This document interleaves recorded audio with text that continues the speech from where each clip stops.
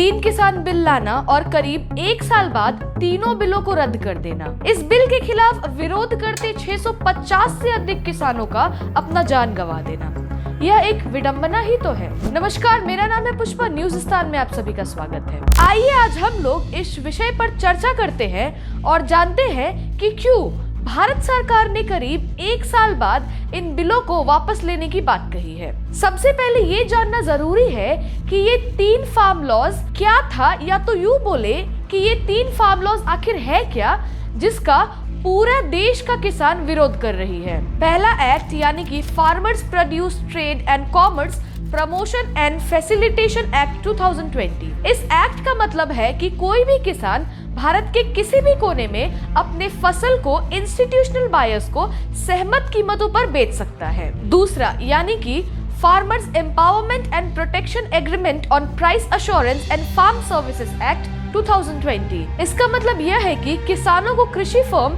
या बड़े खरीदारों के साथ प्री एग्रीड प्राइस पर फसल का उत्पादन करना होगा। तीसरा एक्ट यानी कि एसेंशियल कमोडिटीज अमेंडमेंट एक्ट 2020। इस एक्ट के तहत अनलिमिटेड स्टॉकिंग की अनुमति दी जाएगी, जिसके चलते डिमांड और सप्लाई का थ्योरी वाइज किसानों को कम कीमत मिलेगा। पिछले वर्ष 26 नवंबर से पूरे देश भर में किसानों द्वारा इस तीनों बिल के खिलाफ विरोध किया जा रहा था, क्योंकि उन्हें लग रहा था कि किसान कॉर्पोरेट्स की पावर और बार्गेनिंग के सामने टिक नहीं पाएगा, एमएसपी यानी कि मिनिमम सपोर्ट प्राइस नहीं मिलेगा और अनलिमिटेड स्टॉकिंग के कारण किसानों को अपने फसल का सही मूल्य नहीं मिलेगा। एक्ट के लागू होने के तुरंत बाद ज्यादातर पंजाब, हरियाणा और यूपी के राज्य के यूनियनों ने स्थानीय विरोध प्रदर्शन शुरू कर दिया। 2 महीने के बाद किसानों ने दिल्ली चलो नाम से एक आंदोलन शुरू किया, जिससे देश भर से हजारों किसानों ने राष्ट्रीय राजधानी की ओर चल पड़े।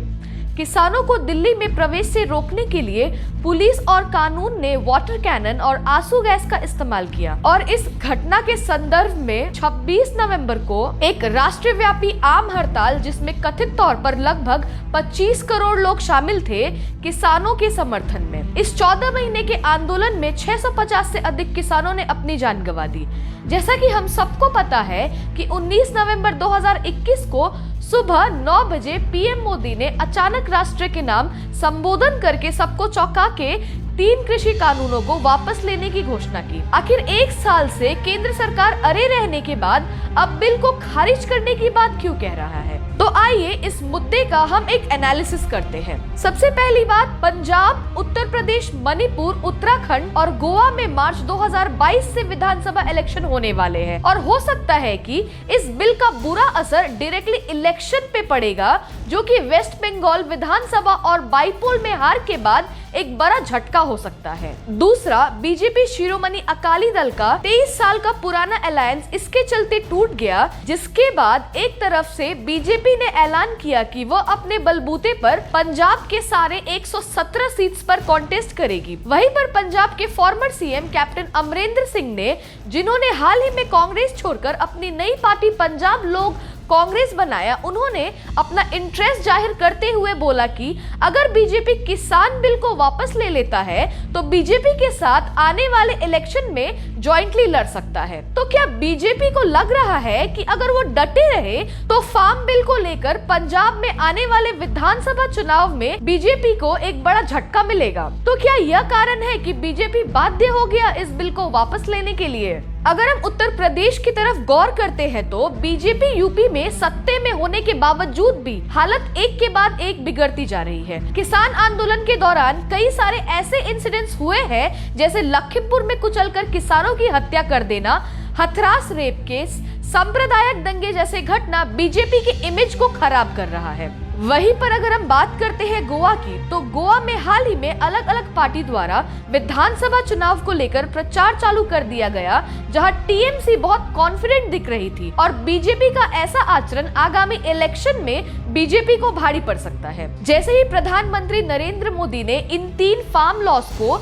निरस्त करने का ऐलान सुनाया, उसके बाद ही पूरे देश के ऑपोजिशन के द्वारा इस मुद्दे पर जमकर ट्वीट किया गया। पूर्व केंद्रीय मंत्री और कांग्रेस कांग्रेस के वरिष्ठ नेता पी चिदम्बरम ने कहा, लोकतांत्रिक विरोध से जो हासिल नहीं किया जा सकता है वह चुनाव के डर से हासिल किया जा सकता है। उन्होंने आरोप लगाया कि 3 कृषि कानूनों को वापस लेने पर प्रधानमंत्री की घोषणा नीति परिवर्तन या हृदय परिवर्तन से प्रेरित नहीं है। उन्होंने ट्वीट किया कि यह चुनाव के डर से प्रेरित है। चिदम्बरम ने यह भी कहा कि वैसे भी यह किसानों और कांग्रेस पार्टी के लिए एक बड़ी जीत है जो कृषि कानूनों के विरोध में अडिग थी। वहीं पर दूसरी ओर भाजपा के पूर्व नेता यशवंत सिन्हा ने किसानों को बधाई दी और कहा कि वह सरकार के इस कदम के लिए कोई महान भावना नहीं जोड़ेगी। सिन्हा ने कहा कि यह उत्तर प्रदेश चुनाव से पहले एक सुविचारित कदम है।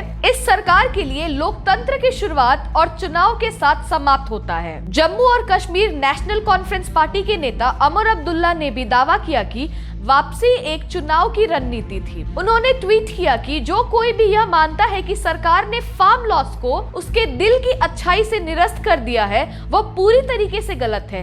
यह सरकार केवल ठंडे कठिन नंबरों का जवाब देती है। उपचुनाव झटका यानी कि ईंधन की कीमतों में कमी, पश्चिमी यूपी और पंजाब के लिए खराब आंतरिक चुनाव संख्या यानी कि फार्म लॉज रिपील्ड। इसी बीच मोदी के माफीनामे और कानूनों को रद्द करने को चुनावी हथकंडा बताते हुए कांग्रेस महासचिव प्रियंका गांधी वाड्रा ने कहा, क्या देश यह नहीं समझ पा रहा है कि चुनाव आ रहे हैं? उन्हें लग रहा होगा कि स्थिति उनके लिए उपयुक्त नहीं है। विधानसभा का सर्वे आ गया है और इसमें उनके लिए स्थिति ठीक नहीं दिख रही है। अब वह चुनाव से पहले माफी मांगने आए हैं। समाजवादी पार्टी के अध्यक्ष अखिलेश यादव ने भी प्रतिक्रिया व्यक्त करते हुए कहा कि 3 कृषि कानूनों को निरस्त करने का निर्णय चुनावों पर नजर रखने और आगामी चुनाव से वोट पाने के लिए लिया गया था। उन्होंने लखनऊ में पार्टी मुख्यालय में एक संवाददाता सम्मेलन में एक नारे की भी घोषणा की, साफ नहीं है इनका दिल, चुनाव बाद फिर लाएंगे बिल। इलेक्शन से पहले राजनीतिक दलें आम जनता को ऐसे झटके देती रहती है। अब केंद्र का यह मूव इलेक्शन के लिए एक एजेंडा है